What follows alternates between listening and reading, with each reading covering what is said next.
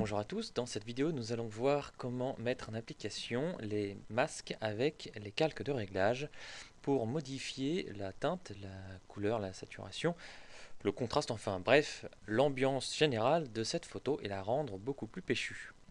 Alors pour commencer, on va créer un calque de réglage avec des courbes pour augmenter le contraste de la photo. Je vous en ai déjà parlé, c'est la fameuse courbe en S qui permet d'augmenter facilement le contraste. Ici, je vais insister sur les ombres pour que cette zone soit un peu plus foncée, pour ne pas avoir à la retoucher plus tard.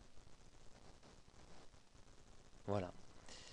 Le problème, c'est qu'en augmentant le contraste, j'ai perdu les détails sur la face, ici, bien exposée à la lumière, donc maintenant surexposée. J'ai perdu les détails de cette partie de l'image, et je veux les récupérer sans pour autant modifier mon contraste.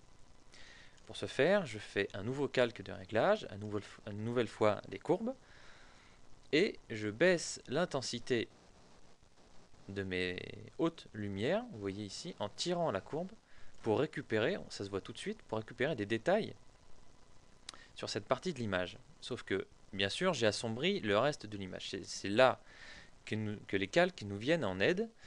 Je vais donc utiliser l'outil pinceau, raccourci B du clavier, ça vous commencez à connaître. Je prends un pinceau plus petit, je vérifie que je suis bien en opacité à 100%, un peu plus grand quand même. Avant de peindre, je vais inverser le masque, c'est-à-dire que je vais le rendre complètement opaque pour ne laisser passer aucun détail. Pour ce faire, j'utilise le raccourci CTRL-I sur mon clavier, qui me permet de noircir le masque, vous voyez, donc plus rien ne passe, je suis revenu comme avant. Et maintenant, je vais peindre en blanc pour faire revenir la partie qui m'intéresse, à savoir les détails sur la croix, vous voyez. Et dès que je peins en blanc, mes détails reviennent, car le blanc révèle et le noir recouvre.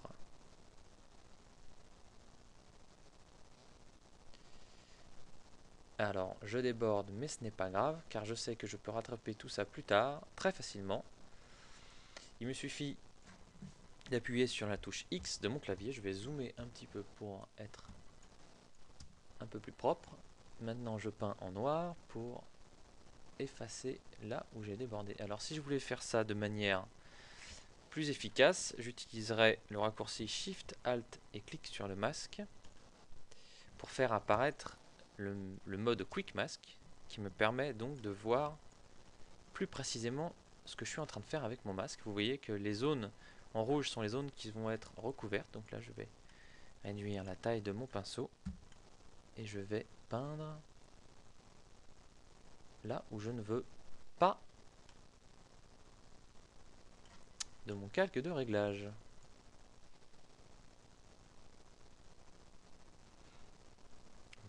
Voilà. Et à l'inverse, j'en enlève là où j'en veux.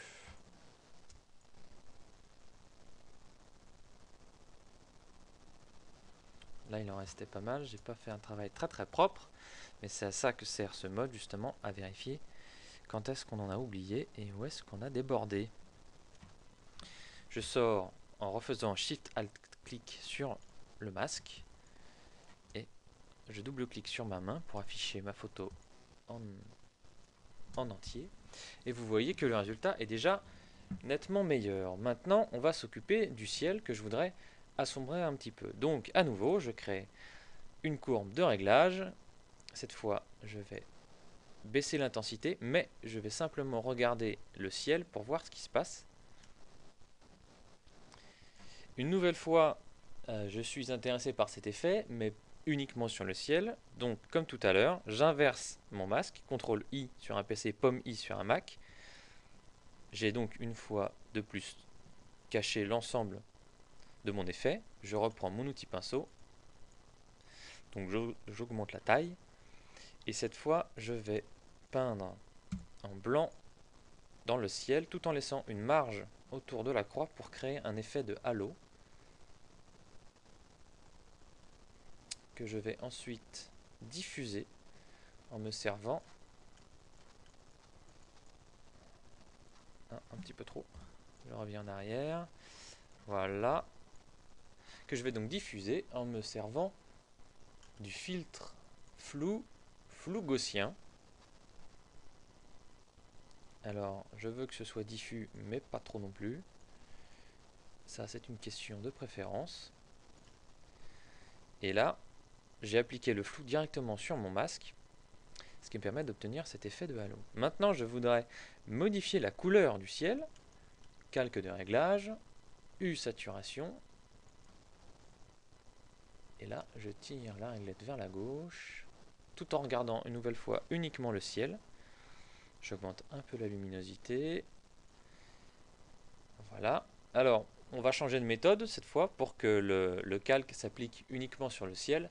Je vais utiliser le Quick Selection Tool. Si vous n'avez pas Photoshop CS4 ou que vous ne disposez pas de cet outil, vous pouvez utiliser le lasso magnétique qui fonctionne très bien également. Mais là, nous allons nous servir de cet outil incroyablement efficace et rapide qui marche en fonction du contraste. Et là, comme le contraste est très élevé, autant dire que c'est fait en 2 temps 3 mouvements. J'utilise le raccourci Alt et Delete de mon clavier pour remplir. Alors, il faut que la bonne couleur soit choisie. Touche X pour inverser les couleurs. Pour remplir de ma couleur principale, mon masque, donc en noir. Et vous voyez que la croix est revenue à ce qu'elle était avant. CTRL D ou pomme D pour désélectionner. Là, le masque est un peu trop précis. Je voudrais le rendre un petit peu moins précis. Je vais donc utiliser l'option Refine Edge en anglais qui s'appelle Améliorer le contour en français, dont on reviendra dessus. On reviendra plus en détail sur une autre vidéo et qui permet en fait de modifier une sélection ou un masque assez facilement. Voilà, là je vais rendre les bords un peu plus flous pour que l'effet soit un peu plus diffus. Maintenant, on va faire un dernier réglage. Je crée un nouveau calque que j'appelle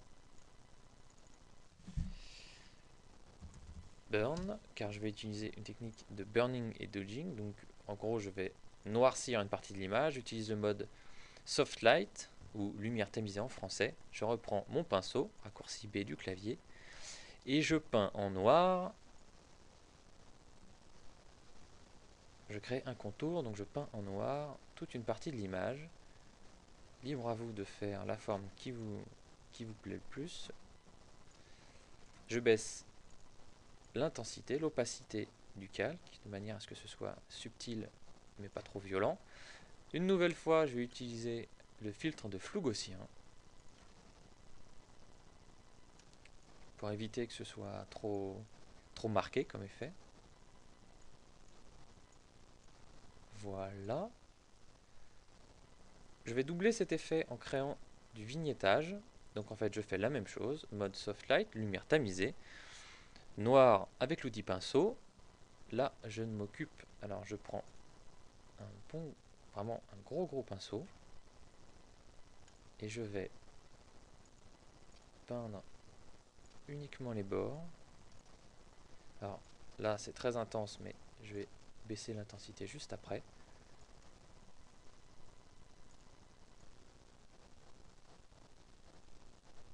Voilà. Et une nouvelle fois, flou gaussien, j'utilise directement le raccourci ici, qui est la première option du menu filtre. Vous pouvez utiliser le raccourci CTRL F ou pomme F sur un Mac pour appliquer les mêmes réglages que précédemment.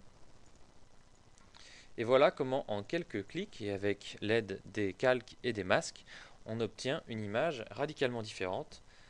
Au départ, une image assez quelconque, et progressivement, on a réussi à créer quelque chose d'unique et de vraiment pertinent qui a beaucoup plus la pêche et dont elle dégage une ambiance vraiment particulière.